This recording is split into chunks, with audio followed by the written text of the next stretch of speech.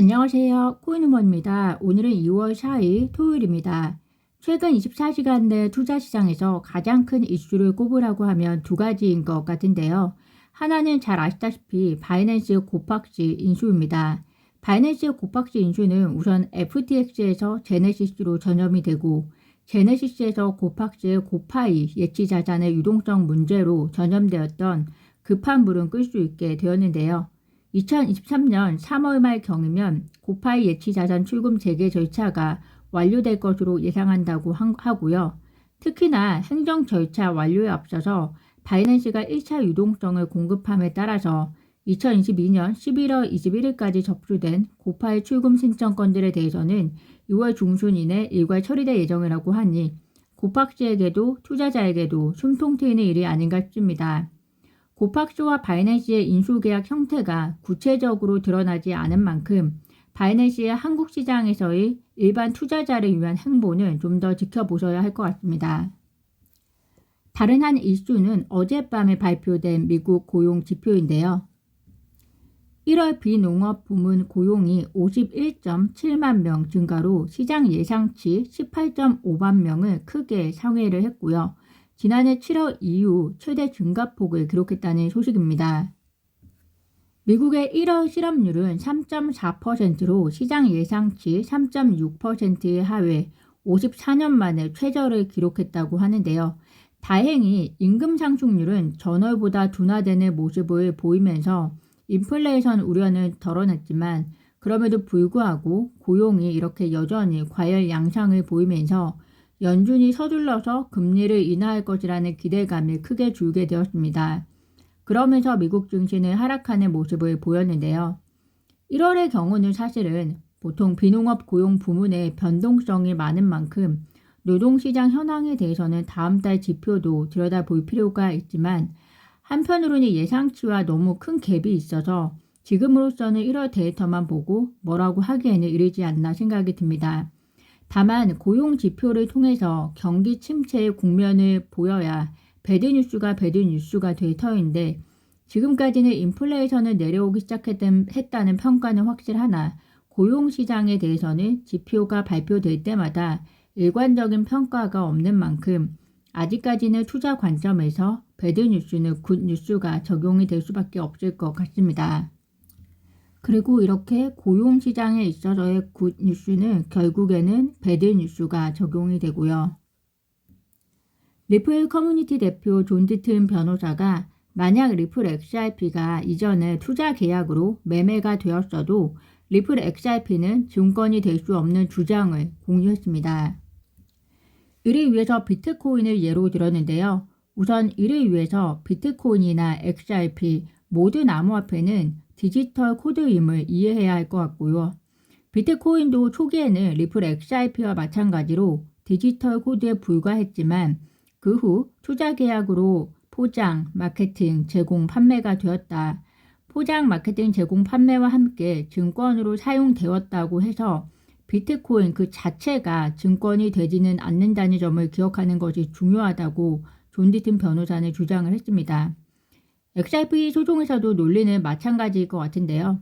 설사 초기에 리플 XRP가 투자 계약을 바탕으로 매매가 되었을지라도 그건 그렇게 사용된 것 뿐이지 리플 XRP 그 자체가 증권이 될 수는 없다는 논리로 이해하시면 좋을 것 같습니다.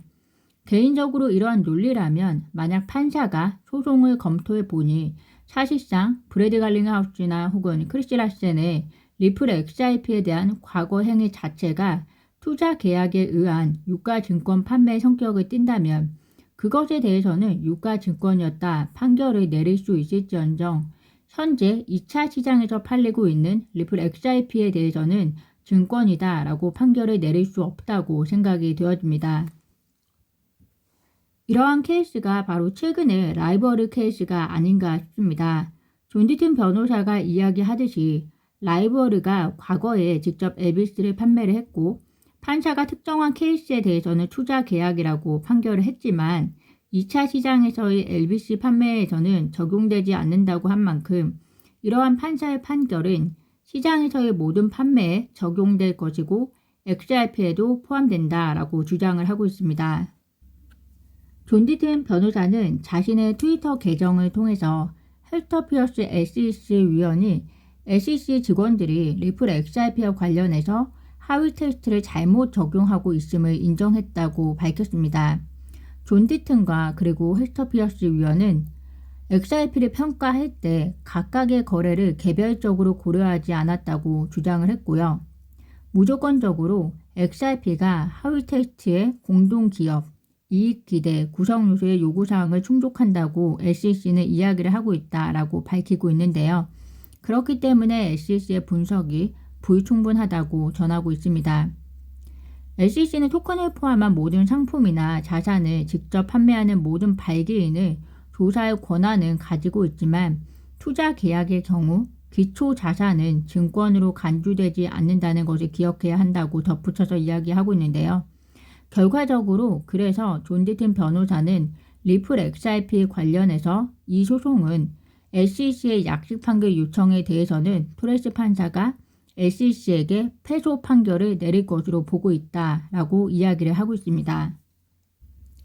라이벌리 소송 이후 리플과 SEC 소송에 대해서 리플의 승리에 대해서 더 자신감을 가지게 된 것 같은데요. 그만큼 라이벌리의 소송은 2차 시장에서의 증권 해석 유무와 관련해서 매우 중요한 소송이었음을, 그리고 존 디튼 변호사가 30일을 왜 그렇게 강조했음을 다시 한번 확인할 수 있는 내용이었습니다. 미국 상원은행위원회가 2월 14일 디지털 자산의 안전성 문제를 논의하기 위한 청문회를 열기로 했다고 밝혔습니다. 미국 상원은행위원회는 가상화폐를 이번 의회의 우선순위 중 하나로 지정을 하면서 규제 틀을 마련할 계획이라고 밝혔었는데요. 이를 위한 노력의 일환이 아닌가 싶습니다. 기사에 의하면 위원회는 이번 청문회에서 FTX 붕괴 사태 등 2022년 암호화폐 시장이 불안을 초래했던 문제들을 다시 자세히 들여다볼 예정이라고 합니다. 과연 이번 미국 상원은행위원회 청문회 참석자가 누가 될지, SEC 위원장이 포함될지 지켜봐 주시면 좋을 것 같습니다. 챗 GPT 요즘 화제가 되고 있습니다. 오픈AI가 개발한 대화 전문 인공지능 챗봇으로 사용자가 대화창에 텍스트를 입력하면 그에 맞춰서 대화를 함께 나누는 서비스인데요. 구글도 그리고 네이버도 이런 대화 전문 인공지능 기능을 활성화시키기 위해서 경쟁적으로 앞다퉈 움직이고 있는 만큼 상식적으로 알고 계시면 좋을 것 같습니다. 이러한 인공지능에 의한 검색, 챗 GPT에게 암호화폐에 대한 입장을 물었습니다. 찬성과 반대에 대한 각각의 이유를 제시를 하면서 투자 결정을 내리기 전에 더 조사하고 전문가와 상의하라는 답변을 내놓았는데요. 챗봇이 제시한 암호화폐 반대 이유 5가지는 지불 수단으로 사용하기 어려운 변동성, 해킹이나 사기 등 보안 문제, 규제 불확실성, 유용성과 실용성 부족, 채굴에 드는 에너지 소비고요. 찬성 이유로는 검열과 통제에 저항하는 탈중앙화, 소유성, 금융 프라이버시 강화, 혁신, 더 쉬운 금융 접근성 등을 주장을 했습니다. 그동안 축적된 방대한 데이터를 바탕으로 나온 답변인 만큼 암호화폐가 공식적인 투자 수단으로 챗봇에게 긍정적인 답변을 받으려면 아마도 더 다양한 활용 사례가 많이 축적이 되어야 할 것 같습니다. 제가 오늘 준비한 소식은 여기까지입니다. 오늘도 영상 시청 진심으로 감사드리고요. 구독과 좋아요, 알림 설정은 코인우먼에게 큰 힘이 됩니다. 감사합니다.